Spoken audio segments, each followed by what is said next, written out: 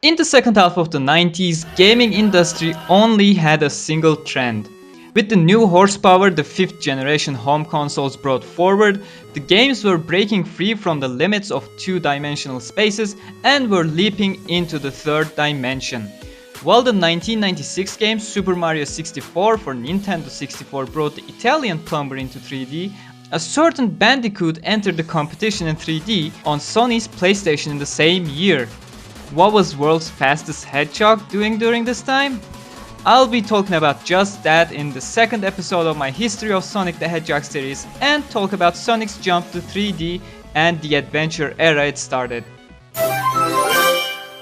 Hey everyone, it's me Gamerturk. It's been a while since the first episode, but I plan to get these back on track since I originally intended this series to be my 10k subscriber special, and my channel has recently reached that milestone, which is amazing. Thank you very much for all your support. In the previous episode I have talked about Sonic's classic era. If you haven't watched that, I recommend clicking the icon on the upper right corner of your screen and checking that first video. You can also check my channel for the playthroughs of games I will be talking about in this video. Now, while Mario did his jump into 3D and established a benchmark for all 3D platformers with its quality and scale, Crash Bandicoot helped Sony break successfully into the console market. Sega's answer to these groundbreaking games were, how to say it, lackluster at first. Sonic 3D Blast released in 1996 as a response to those games for Sega's 5th generation console Sega Saturn and, surprisingly, for their 4th generation console Sega Genesis as well. It's not that difficult to see why I call this attempt lackluster when you compare it to its competitors or even to Sonic's own 2D games. Neither was it really in true 3D, nor did it offer the sense of speed and freedom we got accustomed to with previous Sonic titles, with limiting Sonic to tight and small arenas with an isometric view. Even though Sonic 3D Blast was the first Sonic game I have played and I got really nice memories with it, but I can't go ahead and argue that it's a masterpiece or even that it is a good game, mainly due to how flawed it was in Sonic standards. This flawed attempt did not stop Sega from trying further though. In '97, Sonic R, a 3D Sonic racing game, was released and met with bad reception again. There was something interesting in the same year though. A re-release of the classic games called Sonic Jam found its way onto the shelves and had a feature called Sonic World, where you could control Sonic in a fully 3D environment. It wasn't really a 3D game, it was more like a free-roaming minigame, but it was the prototype of something big to come. Sonic wasn't able to make a real jump to 3D in Sega Saturn's short-lived history, but it was now time for the 6th generation of home consoles, and Sega Dreamcast was about to be released with one of the biggest adventures the world had ever seen. The console was released in Japan in '98, followed by a worldwide release in 1999, and Sonic's next adventure reached the store shelves in 1999. It was a Sonic game that was completely in 3D and carried Sonic to the next generation in every single aspect.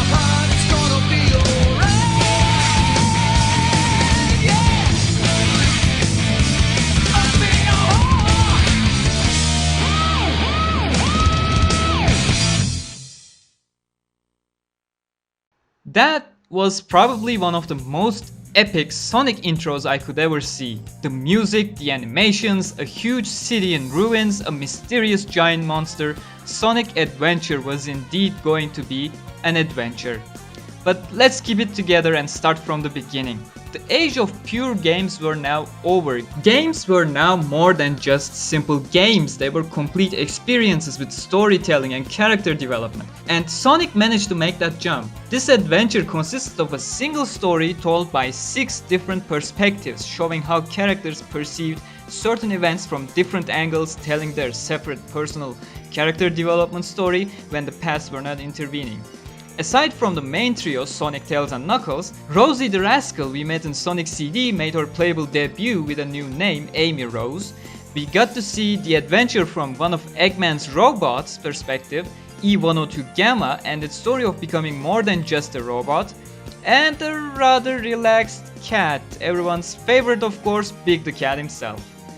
If you realized in the first episode of the series, I tried not to use Eggman and went with Dr. Robotnik instead. That was because his name was officially Dr. Ivor Robotnik for the Western market, while Japan already knew him as Eggman. With Sonic Adventure, the name Eggman went global.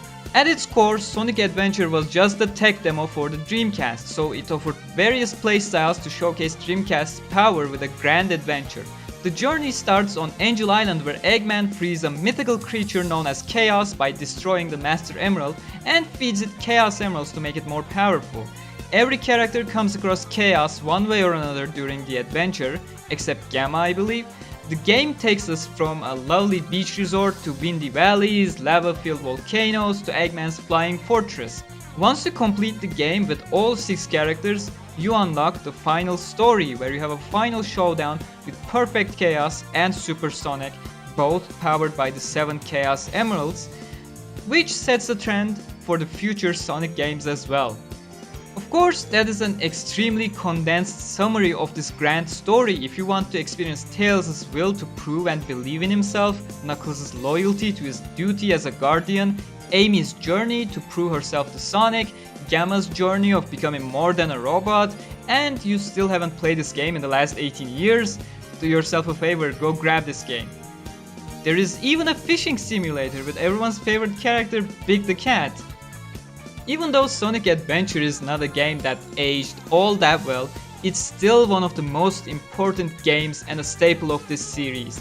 And with its success at the time, it was no surprise at all that a sequel had to be made.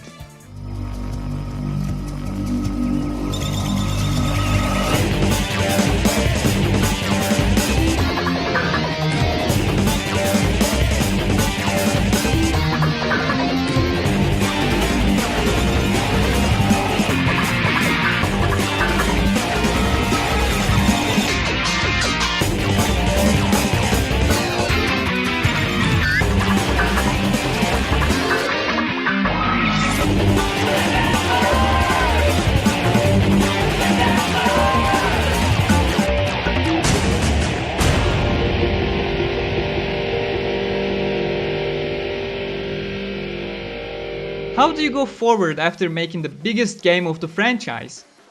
Improve certain aspects. However you look at it, Sonic Adventure lacked immensely when it came to overall presentation.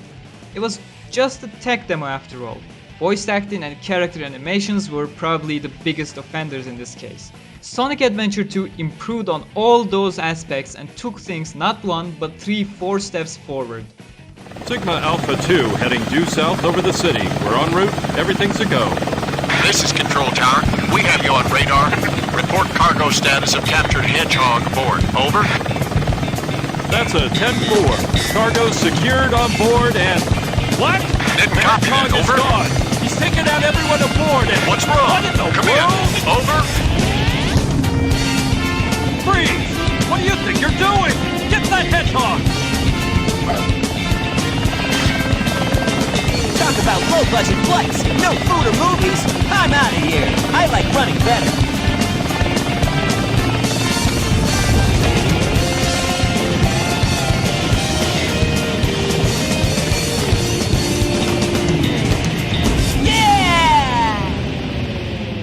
That was the opening intro for the hero story. Sonic escapes from army detention, takes everyone out on the chopper, rips a piece of it, and jumps down to the city to board on the streets of San Francisco. That energy, that action. What else can you expect from a super fast, hyperactive hedgehog? Just like its predecessor, Sonic Adventure 2 offers 6 playable characters split into 2 teams of 3. Hero side consisting of Sonic, Tails and Knuckles, and Dark side consisting of Eggman and newcomers Rouge and Shadow. Both stories show you different perspectives of the whole story, and the story itself is much more ambitious. Dr. Eggman founds his grandfather Gerald Robotnik's diary, finds out about a secret weapon, frees Shadow, goes to a space station built by his grandfather called the Ark, and threatens the world with its super weapon while blowing half of the moon. While both stories end up with Shadow and Sonic having a showdown, during Hero's story we see Sonic destroying the weapon, while Dark's story comes to an end with Eggman putting the last Chaos Emerald into the weapon console, and completing both stories unlocks once again the last story, a trend set by the original Sonic Adventure. Putting all the Chaos Emeralds into the console triggers Gerald Robotnik's final plan and launches the space station to a crash course towards the Earth. Everyone now must work together and stop the impending doom with an awesome super finale featuring Super Sonic and Super Shadow. When speaking of Sonic Adventure, I didn't really talk too much about the music. Yes, they were great tracks, both stage and vocal tracks of course. But just like every other presentation element they improved, music also has improved with SA2. Stage themes fitting to the character's personality and style, incredible character theme songs. On top of all those, Crush 4D's Live and Learn that became the defining theme song for the whole adventure era. Whatever I can say won't probably cut it, so go ahead and look at that Sonic Adventure 2 soundtrack for yourself. Last time I checked, they were already available on Spotify. While Sonic was writing a second success story, the console manufacturer Sega was not really having the same luck.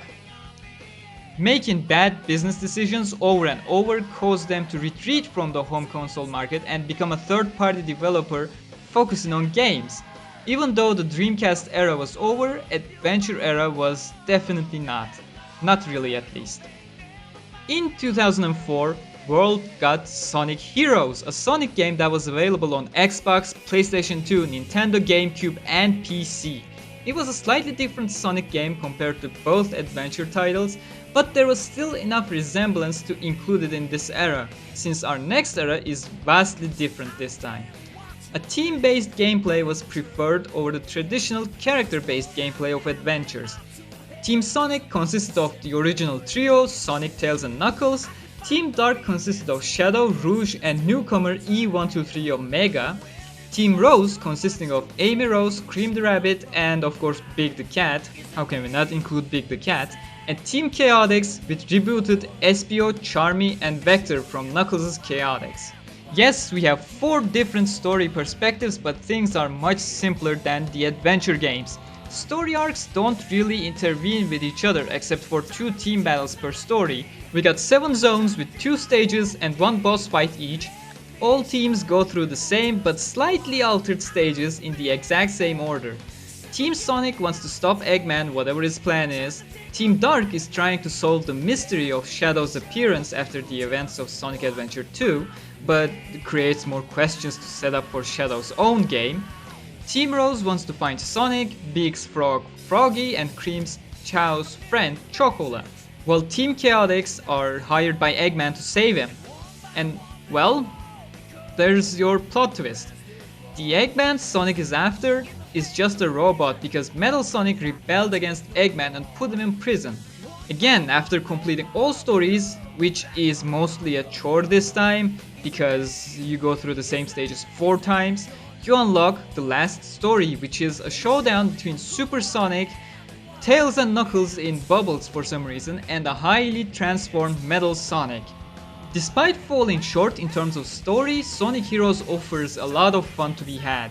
Yeah, the music is not that ambitious too, but Crush 4D once again works their magic with iconic What I'm Made Of and seals the deal of the adventure era. Before ending the episode though, there are also some smaller games that needs to be mentioned that also came out during the era. The Sonic Advance trilogy, in an age where Game Boy Advance dominated everywhere outside of your home, was a spiritual successor to the classics with modern designs. If you haven't tried them out, make sure to do so, you will not regret the decision. There was also one more game that is often forgotten, and rightfully so if you ask me, Sonic Battle, again released for the Game Boy Advance. Although it handles the entire Sonic lore quite nicely, with the extremely repetitive gameplay, I don't blame people who would rather leave the game to be forgotten. And with that, we come to the end of the adventure era of the Sonic franchise, spanning from 1999 to 2004. As I said, since this series is my 10k sub special and that I finally reached that milestone, I'll continue the series quickly. Next episode will be filled with the hardest times to be a Sonic fan, Sonic's Dark Age. If you have enjoyed this episode, make sure to hit that like button, comment on what you thought of this episode or what you expect from the next, and I'll be happy to take your criticisms into consideration when preparing the episodes, and would be happy to discuss with you too. Make sure to subscribe for further episodes, gameplay series, Sonic the Hedgehog news, as Mania and Project 2017 are getting closer, and game reviews. Take care, and I'll see you guys in future videos.